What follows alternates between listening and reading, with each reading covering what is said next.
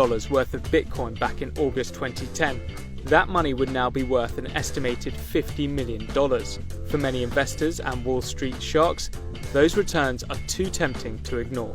But Bitcoin is not the only cryptocurrency attracting excited investors.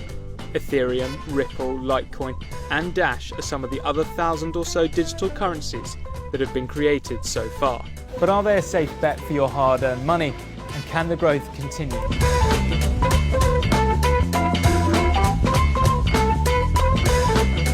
The financial crisis back in 2008 exposed the imperfect system that banks are run on. Every time we make an online payment or transfer our dollars from one account to another, we're placing our trust in big corporations and banks that are vulnerable to digital fraud and bankruptcy. Virtual currencies, however, are exchanged on a decentralized peer-to-peer network. Analysts believe this new payment network, not run by profit-driven companies, is more revolutionary than the currencies themselves. All transactions occur on a shared public register called a blockchain, which are then verified by several users and their computers, all while your identity remains hidden. But while blockchain is being celebrated amongst industry experts, cryptocurrencies themselves continue to divide opinion. Normally, governments and central banks keep an eye on a country's currency.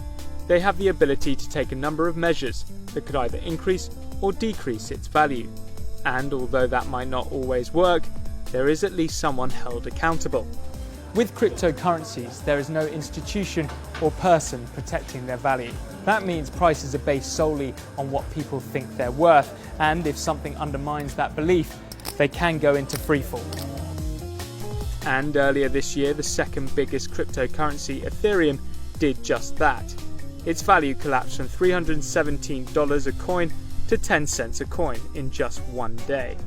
Although Bitcoin had a more than 100% return on investment in 2016, it's also 5 times more volatile than the S&P 500. Many investors are spooked by that kind of instability, knowing that if something were to go wrong, you'd have no support. Digital currencies are also known as a fool's asset, like art or wine, meaning they don't provide regular returns on your investments the way rental income through a property or dividends from shares in a company would.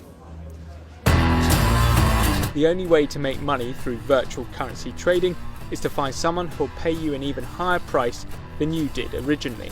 But based on current trends, chances are you will, especially if you pick a winner like Bitcoin, its price having more than doubled in 2017.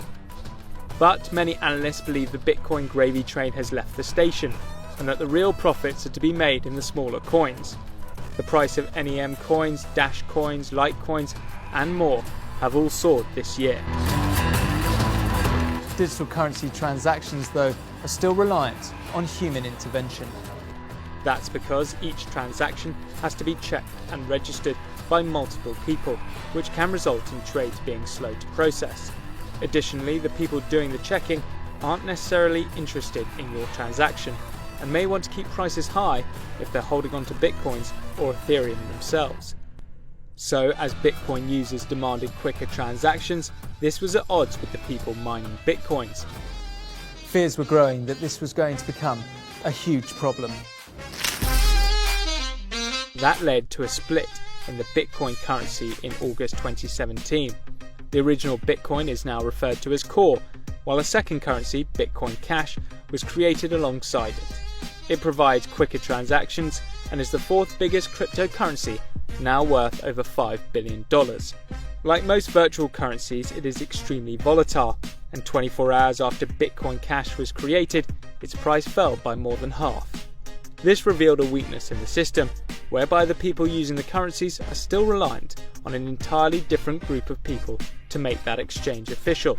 Yet for many countries and their citizens, digital currencies provide a lifeline. Take for example Venezuela, which is plagued with a shortage of cash and the highest inflation rate in the world. Or China, whose government has restricted movement of capital outside of the country.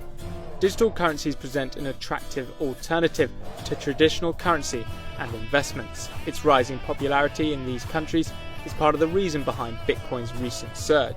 So, should you invest in a cryptocurrency? Well, that's up to you. One thing is for sure though, regardless of its ups and downs, the technology behind it, particularly blockchain, is the real game changer, and not just for cryptocurrencies.